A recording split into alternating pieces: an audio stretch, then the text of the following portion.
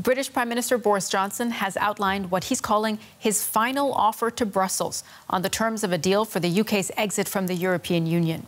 Johnson was addressing his Conservative Party's annual conference in the northern English city of Manchester. One of the biggest stumbling blocks in negotiations with the EU is how to prevent a hard border between Northern Ireland and the Republic of Ireland. Johnson said new proposals on the border would be officially conveyed to Brussels later this afternoon, and he called them a compromise by the UK. Today in Brussels, we are tabling what I believe are constructive and reasonable proposals, which provide a compromise for both sides. We will, under no circumstances, have checks at or near the border in Northern Ireland. We will respect the peace process and the Good Friday Agreement. And by a process of renewable democratic consent by the Executive and the Assembly of Northern Ireland, we will go further and protect the existing regulatory arrangements for farmers and businesses on both sides of the border. And at the same time, we will allow the UK, whole and entire, to withdraw from the EU with control over our own trade policy from the start. All right, let's bring in our correspondents on this story. Birgit Maas is standing by for us in Manchester and Georg Mattis is in Brussels. Welcome to you both. Birgit, let's start with you. If we listen to what Boris Johnson just said, he didn't offer a lot of detail when it comes to overcoming the problem of the Irish border. Did he say anything more specific other than what we just heard? Well, no, Sumi, he was really very light on the detail, as you just said. And also, I think you have to bear in mind that what he's offering, on the one hand, he says there will be no checks at or near the border. And on the other hand, he promises that the UK will leave the European Union and the customs union completely, withdraw completely. That's in itself really a contradiction almost. He hasn't really told us how exactly he's going to square the circle. Now we're hearing that the so-called final offer is being made to Brussels later today, so we will possibly get some more details on this. But importantly here in Manchester, the message that he was really trying to bring across, and where he was very much supported by the party membership, to say that this is really our final offer.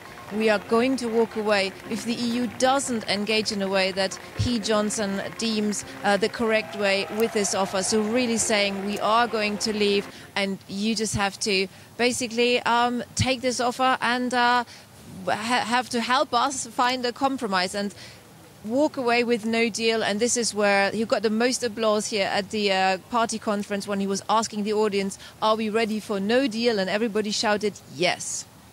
Well, his proposals will officially be sent to the EU this afternoon. Let's come to you now, Georg. Boris Johnson still seems to be trying to square this impossible circle, as we heard Birgit say there, of keeping the Irish border open, but also taking the entire UK out of the customs union and the single market.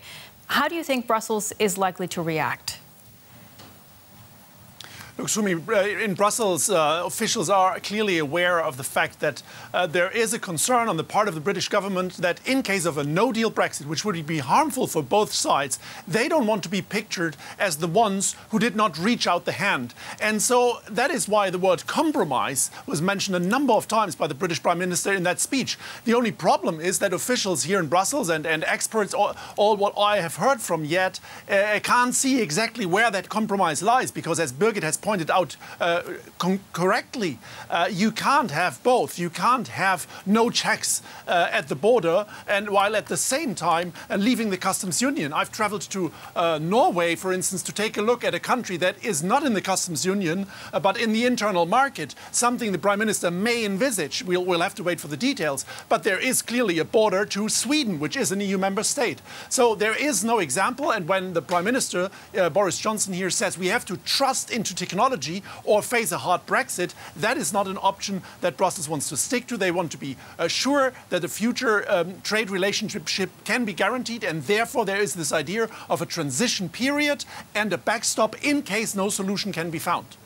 OK, what about Ireland, Georg? How much of a say will it have in whether to accept any compromise offer from the UK?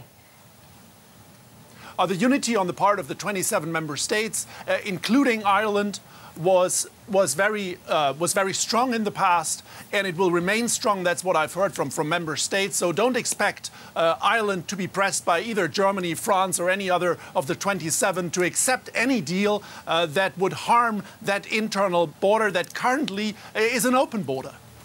Birgit, coming back to you in Manchester.